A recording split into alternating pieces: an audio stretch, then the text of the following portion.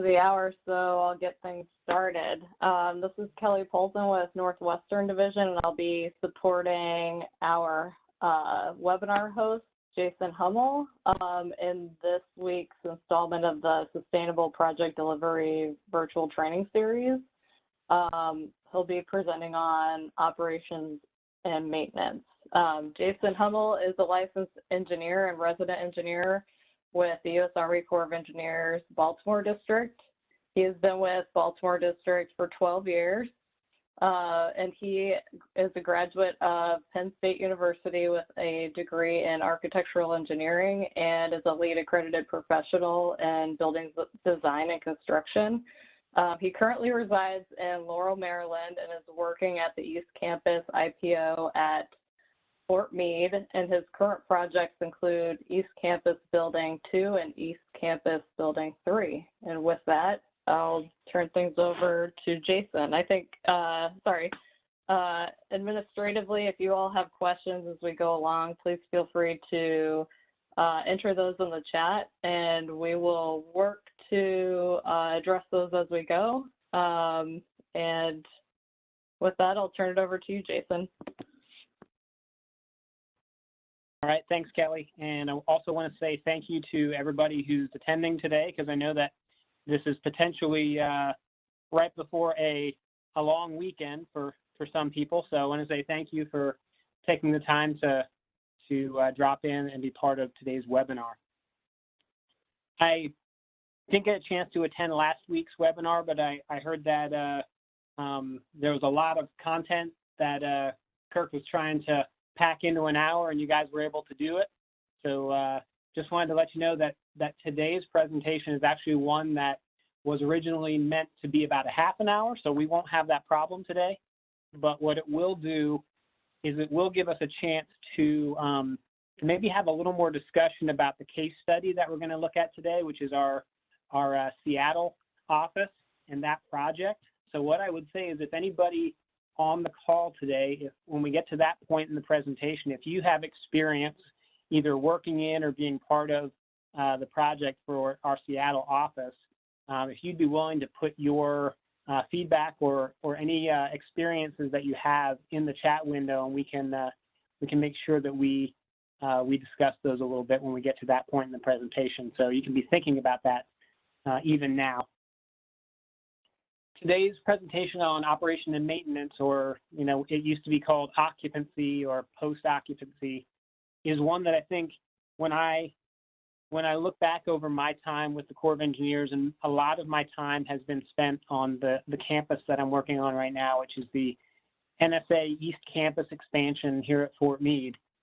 And I look back on the projects that I've been a part of, I think, wow, I've done a lot of closeout and kind of that turnover for occupancy to a lot of our customers. That's a function that I've always been a part of, and I didn't really kind of realize that people had sort of put me in that position, because maybe I learned a few things and I got pretty good at it. But it's definitely something that I have a passion for, and I appreciate when it's done well, and I think our customers also appreciate when that handoff is done well. So hopefully today we can look at, from a sustainability perspective, some ways that we can, achieve and accomplish that handoff into operation and maintenance well.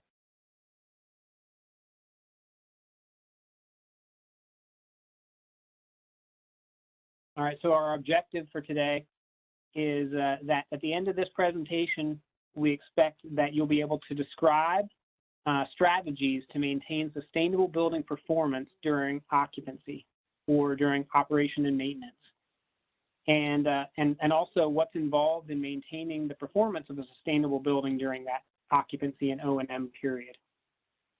We're going to focus on some key components of occupancy and the occupancy phase, and also the strategies related to sustainability. And we'll cover some things such as occupant education, post-occupancy operations and maintenance, and continue that all the way through the useful life of the facility.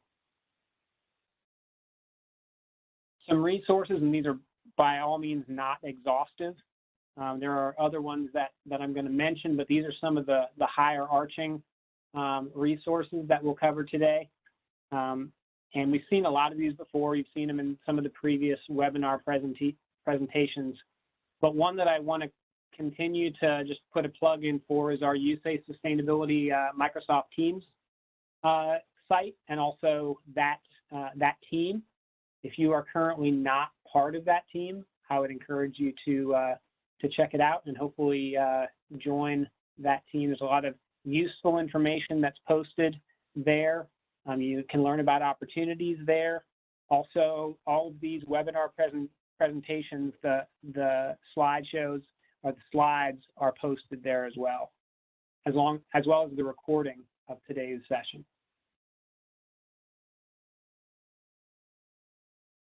So as another quick overview of the different topics that we're going to cover today, we'll discuss commissioning activities and documentation, building occupant education and training, plans for operation, measurement and verification, and then the topics of recommissioning and retrocommissioning.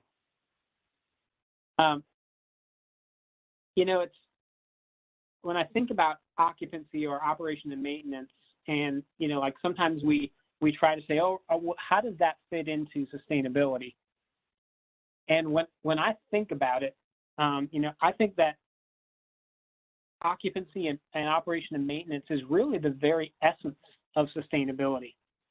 Because, you know, when you think about the second part, operation and maintenance. So maintenance is maintaining something's use or functionality over the lifespan of that, whatever it happens to be. And that's really, I mean, to sustain is also to maintain. What isn't sustainable is when we let property deteriorate to the point of being unusable and then we have to replace it. That's not sustainable from a resources perspective. It's also not sustainable from how we utilize the finite things that we have in our environment or in our economy as well. So I think when I think of operation and maintenance, really it gets at the heart of sustainability.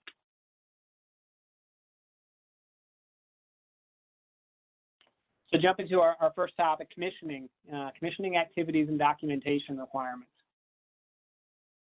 So when we look at our HPSB guidance in UFC 1-200-02, we have a number of references to other documents and other guidance when it comes to commissioning. And a couple of those are ones that are shown here.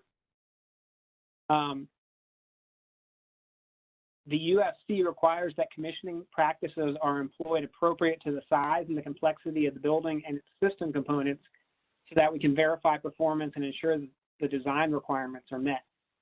So that means that we have to have an experienced commissioning provider, and really we're meeting the requirements of the International Green Construction Code 1001.3.1.2.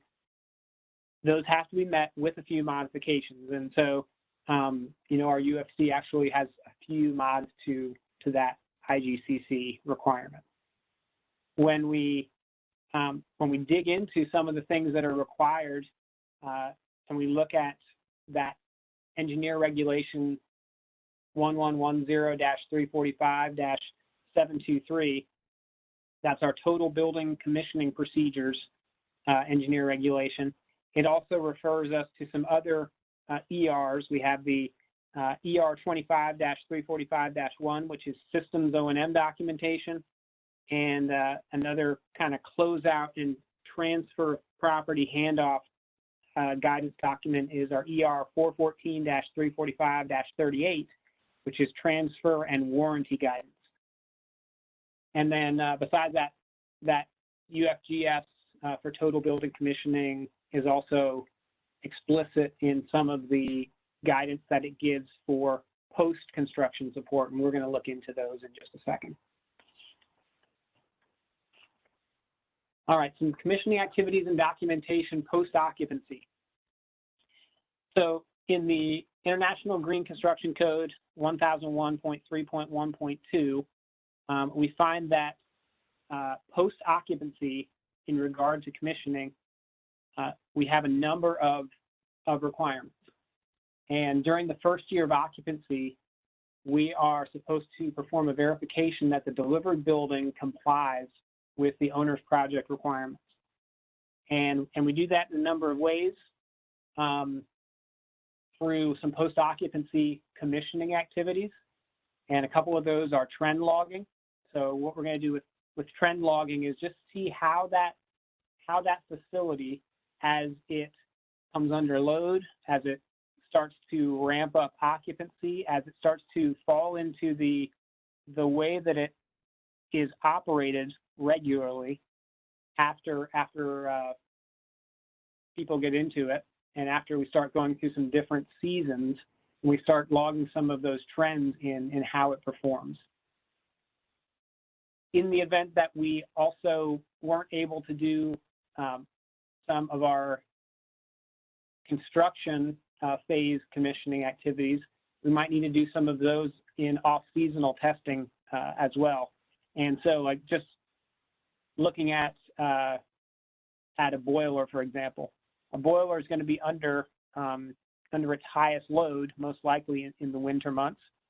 So if we are closing out a project and trying to do our testing during summer months, we might not be able to really test that system under its peak load.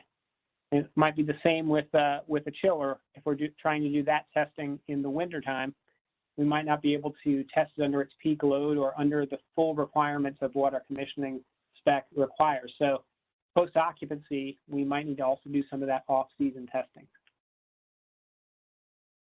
From an O&M perspective, another post-occupancy commissioning activity is to do staff training for our O&M staff. And we need to remember that the operations and maintenance staff are going to be our probably most important folks to make sure that they understand how the building functions and how it is operated in its most efficient form. If those folks aren't trained properly to operate that building, then everything that we've set out in our owner project requirements may never be fulfilled if those folks aren't properly trained. Another post-occupancy commissioning activity that needs to be produced is the final commissioning report. And so we do a final commissioning report at the end of construction and at the end of the construction phase with all of the testing that goes into it. But as we're going to see, some of our other guidance requires that as we move into a post-occupant condition, post-occupancy phase, we need to then do some verification of that final commissioning report and do an update. And we'll look at that in just a moment. So coming out of that construction phase, we move into post-occupancy, and our UFGS for total building commissioning and the Engineer Regulation 25-345-1 requires that we perform a post-occupancy in conjunction with the warranty walk, commissioning walk or phase by the CXC and the CGC. And so for those of you who aren't sure what those acronyms mean, so the CXC is your commissioning specialist for construction, and the CXG is your government commissioning specialist. And so they're supposed to do a walk or inspection post-occupancy to identify how the building is functioning post-occupancy. And so they're supposed to look at trends. They're supposed to revisit some of the just the set points for the building that were established before occupancy, and just see if are we still functioning the way that we designed and the way that we anticipated to be functioning. And out of that, they're supposed to generate a trend log report for that process. They're supposed to have, as part of that, any recommended corrections for for any deviations from the owner's project requirements. So if the owner's project requirements aren't being met for some reason, they need to document what those are and any recommended corrections to get back to those owner's project requirements or any changes that maybe need to be made. And then another deliverable from that post-occupancy walk or inspection is supposed to be an updated commissioning report and systems manual.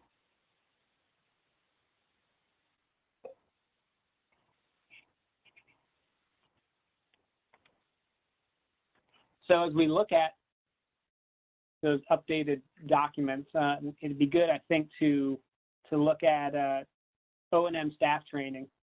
And one of the big components of O&M staff training is going to be our operations and maintenance manuals. And some of the items that we typically will find in O&M manuals are listed here.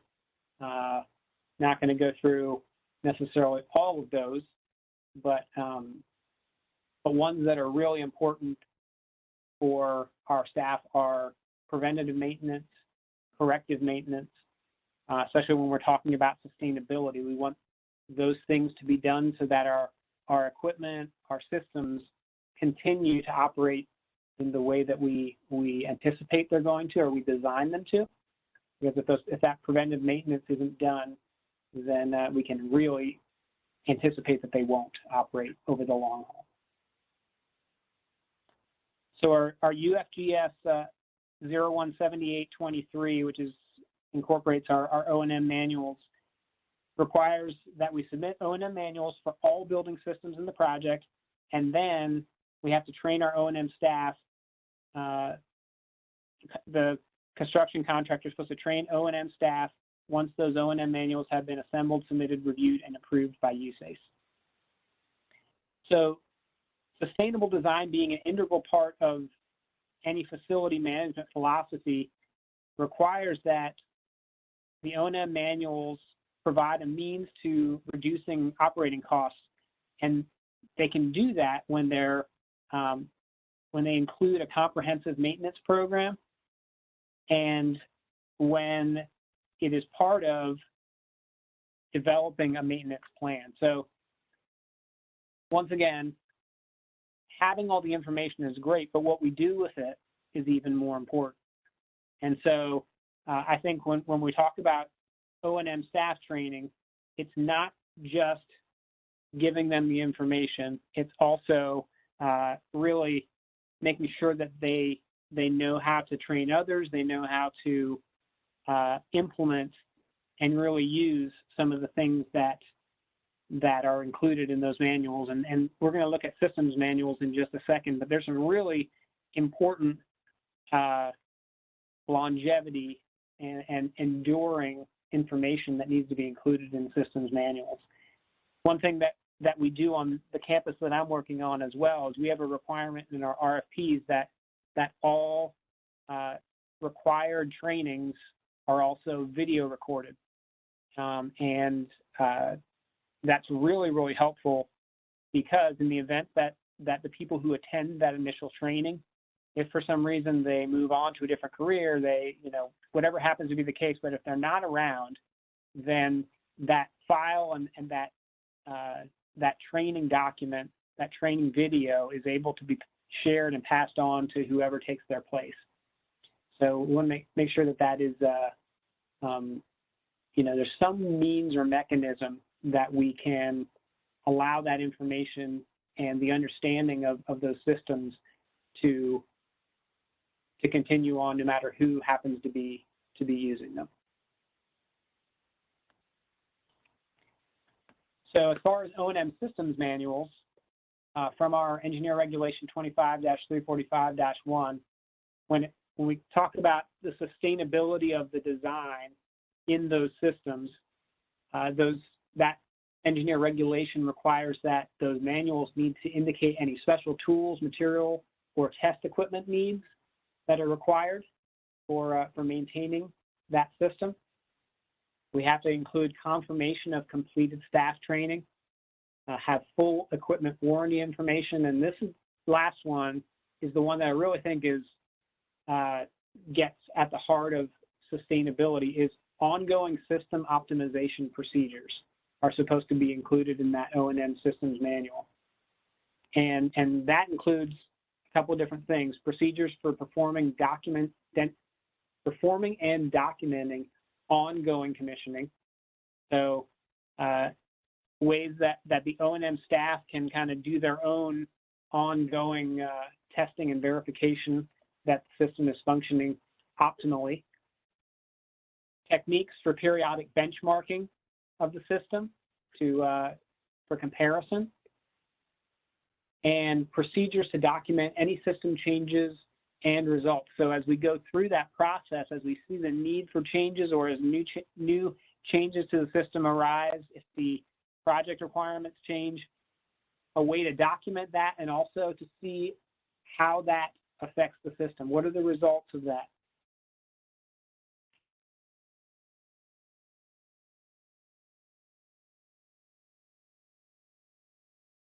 So as we think about that, we think about our systems, we have to kind of think about the concept of Agile facility management. And as we have put in requirements in our construction projects for BIM modeling and just capturing data in one location, you know, if you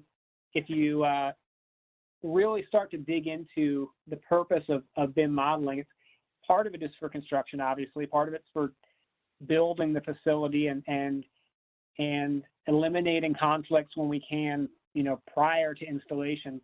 But a big portion of that BIM model is also having facility data there that can be used in the future. And the amount of data that's available just keeps increasing. And as we have more detail in those BIM models, the amount of data that's there is kind of amazing to really wrap your head around. But the big question is, what do we do with all that data? You know, like, what's the purpose? And really, the purpose is when it's incorporated into an Agile facility management software or tool, you know, the opportunities to really stay ahead of the curve on maintenance are phenomenal. And not only that, but having at the touch of a button at your fingertips quantities for a building of certain parts and components and all those things that, as someone tries to manage just the size and scope of some of the buildings that we build, you know, are invaluable. But what we also run into is that within DoD, we have a sustainment dilemma. And, you know, for a long time, DoD's had a major problem that we're very, very good at getting new work built and funding new work, but we're very ineffective at maintaining and sustaining work. You know, we have these big project budgets that we can get sometimes, and then the money coming in behind them to fund the maintenance of those facilities is sometimes really, really lacking. And, you know, as we mentioned previously, that scenario is the opposite of sustainability. That is what we really don't want to do. We want to be able to sustain, maintain facilities for the long haul.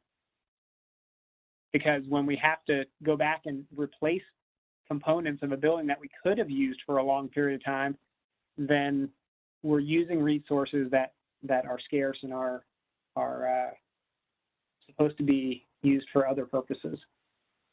I'm just going to mention Builder SMS because it is a tool that ERDIC has worked on, and I'm just going to kind of give you a little bit of a summary of what it is, and I will also open up the chat for those of you who might have an update on Builder, because I haven't heard much about it recently, but I know that it was, you know, ERDIC kind of was hoping to revitalize it, but I haven't really heard what they've done. But anyway, you know, Builder SMS, which is Sustainment Management System, it's a web-based software application that ERDIC was developing, and the purpose of it was to help decide when and where and how and best to maintain building infrastructure. So the process, what it did was it would start with kind of a download of real property data for a facility, and then they would inventory it, model it, and then identify those components within the facility and kind of set up cycles to do maintenance on the different components. And, for each component, they would kind of do predictive maintenance and when they would need it, and that would hopefully help to set aside budgetary dollars and things such as that for that future maintenance. And once again, taking that BIM data, all of that great amount of information that we're generating for a facility, and hopefully putting it to good use in a way that allows us to maintain and sustain that facility going forward. Kelli, has anybody put anything in the chat as far as if they know any of the whereabouts about Builder? Yeah, I see Annette Stumpf is recommending reaching out to Matt Walters at Searle related to latest requirements, but that there are contracts to survey all Army buildings. But it sounds like Matt Walters would be the point of contact for Builder SMS currently. Okay, cool. And then also, it sounds like Kobe was the data exchange standard for capturing that data from as-built that we collect in construction to be able to feed into SMS. Okay. Awesome. So thank you, Annette.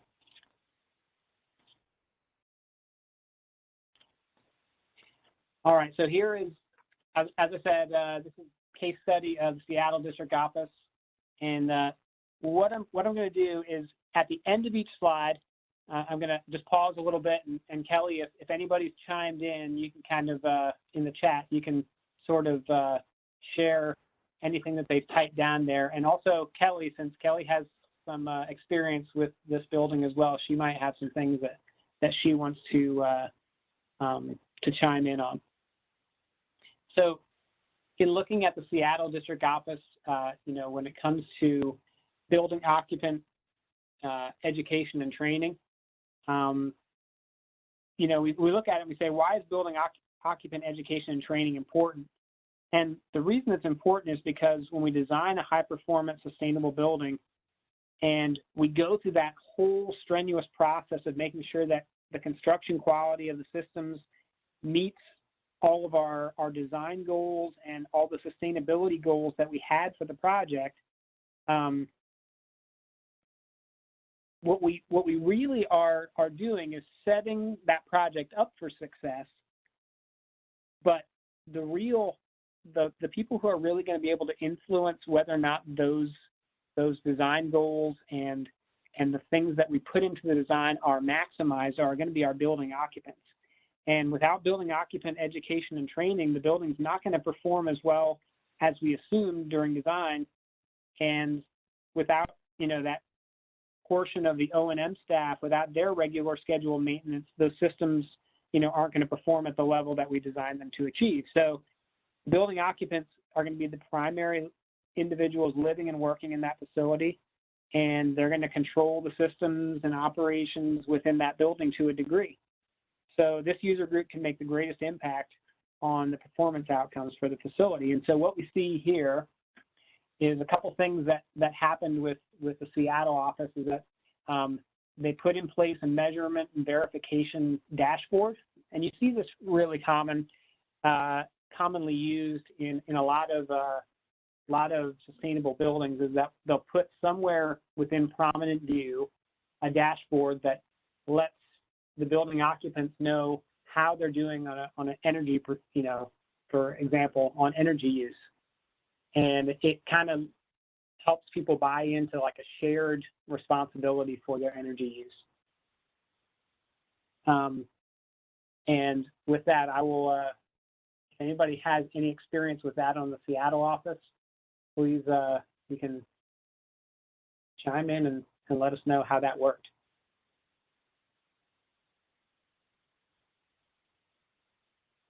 I guess this is Kelli here. I'll just mention, from that first year of occupancy after construction turnover, the team provided the building occupants with what you'll see on the next few slides as far as educational pamphlets on just orienting yourself to all the integrated systems within the building and kind of their purpose and how they would function differently from the facility next door that the district was in. That was like a 100-year-old building that had been renovated quite some time before that.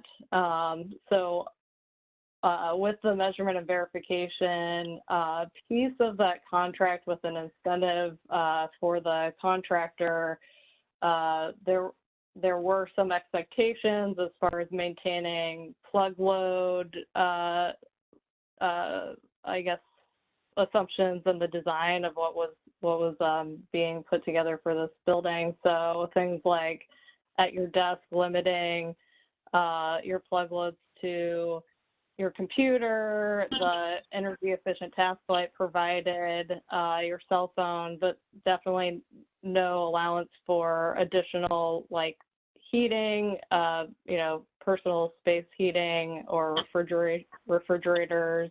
Also had expectations for hours of operations where copiers and other like Energy Star equipment would kind of be in standby mode until the next day. And then also just understanding kind of how slow the like HVAC systems would be for, heating up and cooling off. So having knowledge of how the systems work in the building and being kind of prepared to dress appropriately to get into that sweet spot range of like the 68 to 75 degrees that they were targeting. I think that's all I've got for this slide. Okay. Yeah, thanks, Kelly. I think, like when you look at some of these pamphlets that the contractor handed out to building occupants, and you look at like the plug load assumptions, and you think, oh, like, are people really going to read that and buy off on it? Well, if they don't hand that out, there's probably no way that they'll actually do any of those things or try any of those suggestions. At least I know for myself, a lot of times, if I'm going to have something that I consistently get in the habit of doing, I need to put it somewhere where I'm going to see it regularly. And then I, as I start to see it regularly, then I start to do it more regularly, and then I get into a habit of doing it. So I think that's the thought there is, hey, we can't guarantee that people are going to do these things, but if we at least put it in front of them, it gives them a reminder, and hopefully that will change some behaviors. So looking at the next one, and Kelly kind of hit on this one a little bit, for the Seattle office, to meet the performance goals for the first year of occupancy, they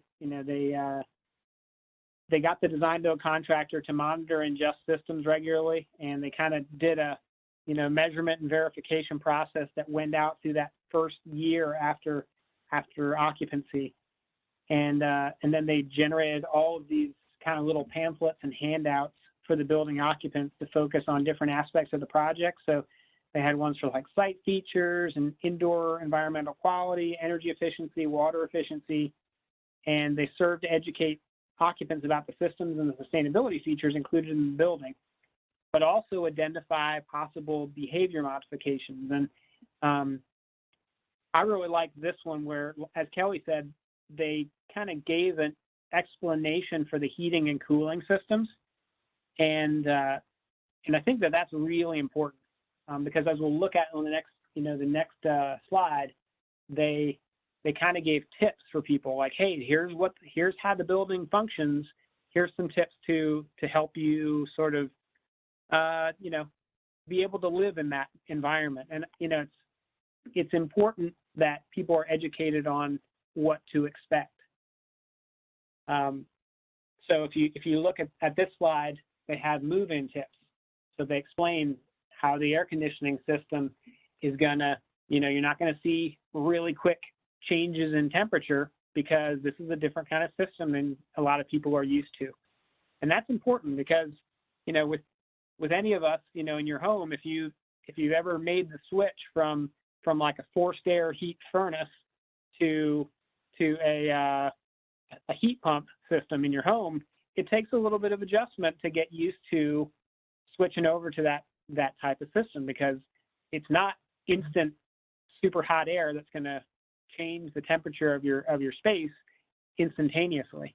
A heat pump is going to be much more gradual, but the benefits are, you look at the energy efficiency of a heat pump system, it is much more energy efficient in that instant. And so they did a good job of kind of adjusting people's expectations and their understanding of the process. And I wish I could do that with my daughter. She's a 4.5-year-old, and she expects things to happen instantaneously. And sometimes I have to say, Bryn, you need to be patient. This isn't going to happen as fast as you want it to. And when I can do that up front, she takes it much better. She doesn't have a meltdown in the middle of a grocery store. It's just setting those expectations. And so I look at that and I see move-in tips. They let people know, here's the conditions and here's how you can adjust. And what I also like is, on the right side of this pamphlet, they put, it says 3 ideas to boost your energy in 60 seconds. And what I love about this is that they highlight just the benefits of the facility to people, because sometimes the big thing with people is convincing them, how does this help me?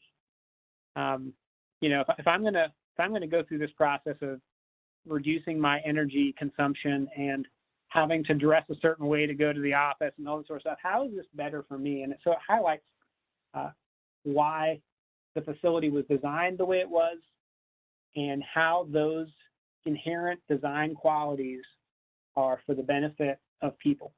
And so I think that that's an important one. And if anybody has any experiences with that, I'll encourage you to post those in the chat.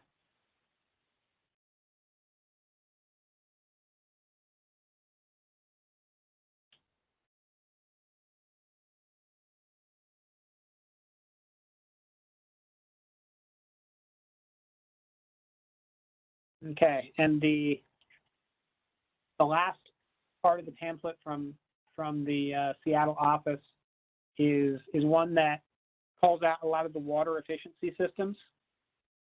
And what I really like about this one is we looked at how people can understand better the system, and they do some of that here. How people can better understand how it enhances their environment. But I think another crucial component and what the contractor did here is to explain the impact that your actions can have. And specifically when it came to water efficiency, they highlight, hey, if we implement the strategies that were designed into this project and we all come together, here's what we can do. We can save this much water, and it can have this much of an impact globally as far as water use and the availability of water around the globe. And I think that that's kind of a really good strategy, is to explain the impact that your actions can have.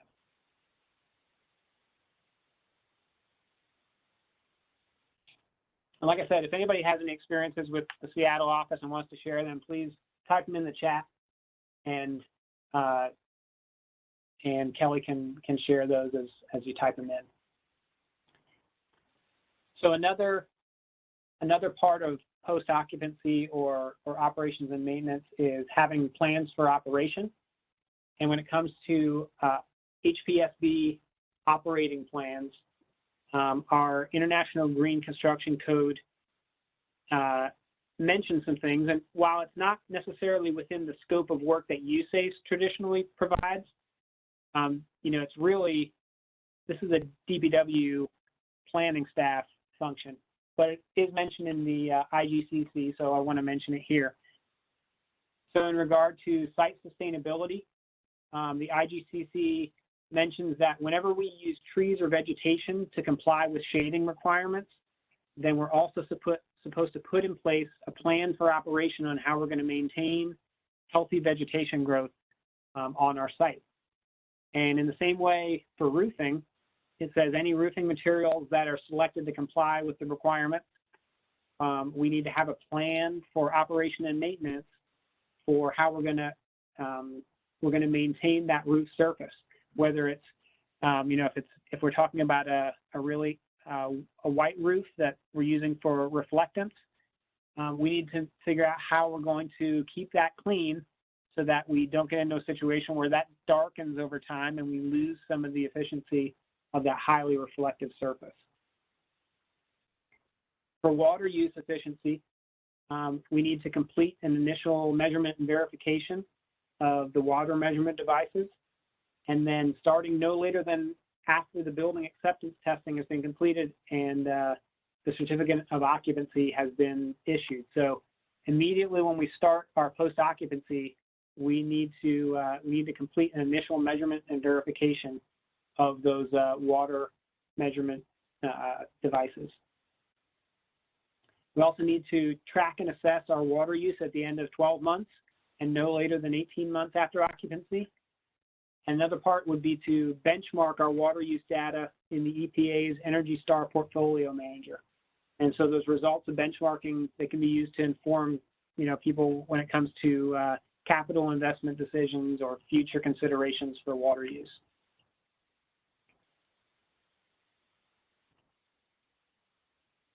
Some more aspects of plans for operation are in regard to energy use.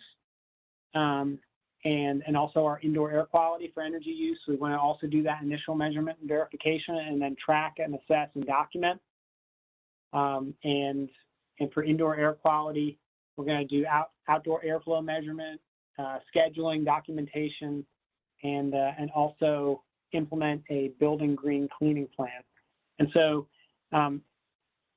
not to get into too much of the specifics on these, but really our IGCC says that we are supposed to implement energy use efficiency and indoor air quality requirements in conjunction with or in accordance with ANSI ASHRAE IEF Standard 202.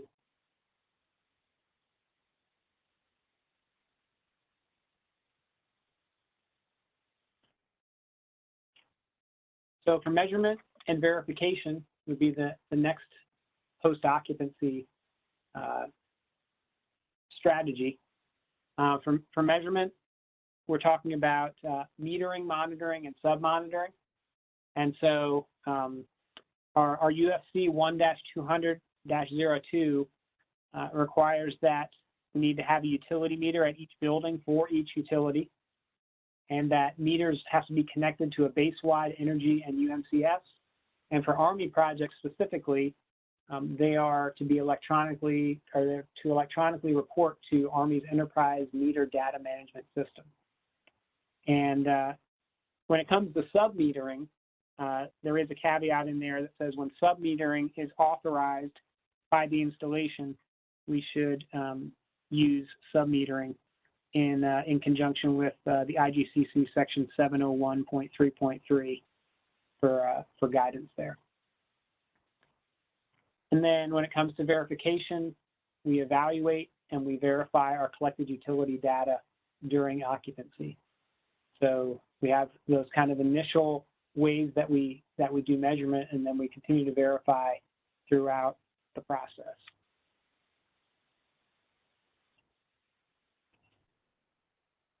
So recommissioning and retrocommissioning. Some people might not know exactly what recommissioning and retrocommissioning are. So just want to go through their definition. So recommissioning is for a facility that we have gone through the process of commissioning, and we do a systematic process for investigating, analyzing, and optimizing the performance of a building through operations and maintenance. And it's for the process of improvement measures and ensuring their continued performance over time.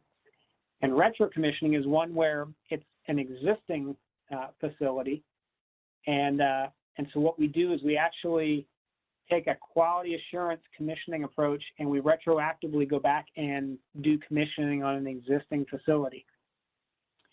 And so our USC 1-200-02 says that we're supposed to employ commissioning tailored to the size and complexity of the existing building and its system components in order to optimize and verify the performance of the fundamental building system. So it's kind of difficult when you have a existing facility to figure out, all right, well, we didn't do commissioning before, what do we commission now? And like I said, the UFC says we tailor it to the size and complexity of that existing facility and its components.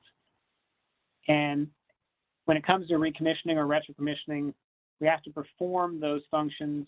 We need to have those functions performed by an experienced in-house or external provider. So if we have somebody within the government who is capable of doing that, we can do it in-house. Most likely, we'll probably go external. But when building commissioning has been performed, that commissioning report and summary of actions needs to be documented. So even if it's retro commissioning, we need to also generate a commissioning report and a recommended list of items that need to be addressed. So those are all the steps and items that I have for post-occupancy. And I wanted to just throw a question out to the group, because as I look at a lot of post-occupancy, you know, I say, well, you know, since so many of the functions post-occupancy are DPW-centric, how do we as USACE influence that process? Because, you know, our influence diminishes after the facility gets turned over. And so if anybody has any thoughts on that, I'm going to offer some of mine, but if you have any thoughts on that, please put them in the chat, and you know, I'll ask Kelli to kind of monitor that and share those if they show up there. I do see a question from Billy Tyndall about if there's a comprehensive Army DoD position on retro or recommissioning, and are there reliable funding sources, or whose budget does it come out of? So I guess I'd say if anybody has experience where they've been given a project to do that on, that would be great input here. I don't know that there is reliable reoccurring funding happening in that area, though. Yeah, and I would agree with that. I think reliable reoccurring is definitely a no. We've kind of had some small one-offs where, you know, we had a customer that came to us and was having issues with a certain system and asked us to do a, you know, kind of a recommissioning or retro commissioning of one individual system to work out some of the kinks with it. But I don't think we've ever had any dedicated funding to do that. One thing I would say, as far as how to maybe influence this process is, as I've done a lot of closeouts and a lot of turnovers for a number of large projects here at our campus,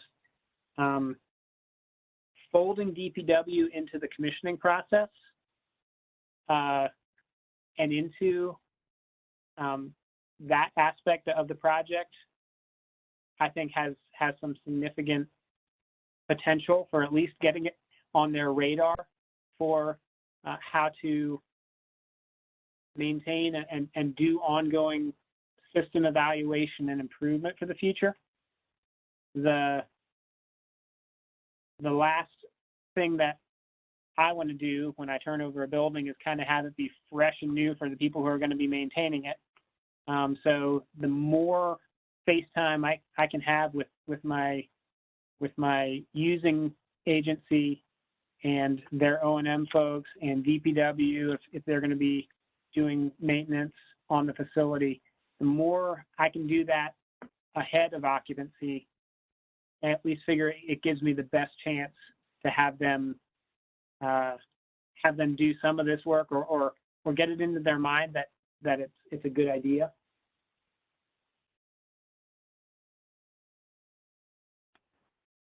And then I see another comment in the chat regarding thousands of standalone Army Reserve facilities that need to be connected and monitored, and that we need to get them tied into a separate or linked HVAC network backbone so we can update their software.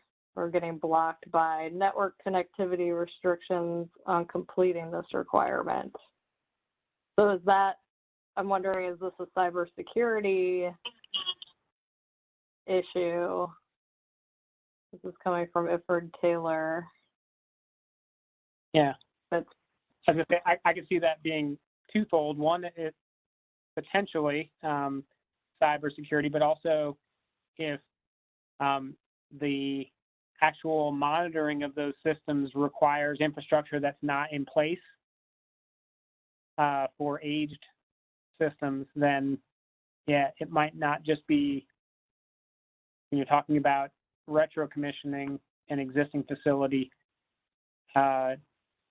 to actually go back and provide infrastructure might be a necessity as well. So yeah, if we're going to do monitoring of those and monitoring while we do testing, we might have to provide some infrastructure.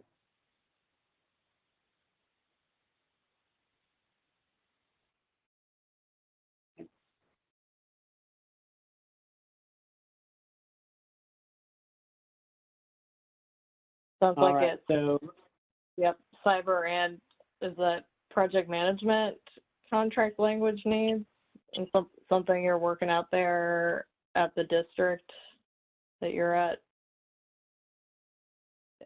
Is another comment. Gotcha. All right. So real quick, just running through objective review. So describe the strategies to maintain sustainable building performance during occupancy.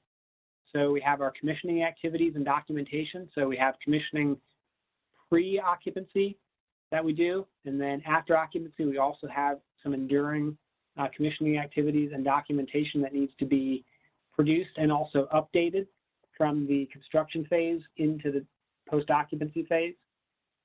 We have building occupant education and training that we do through a number of different means and methods, whether it is the O&M staff and getting them trained on the proper operation of the systems, or if it's the actual building occupants who are going to be using the facility and making sure that they understand how it functions and also the ways that they can contribute to the process of meeting the owner's project requirements as the building operates.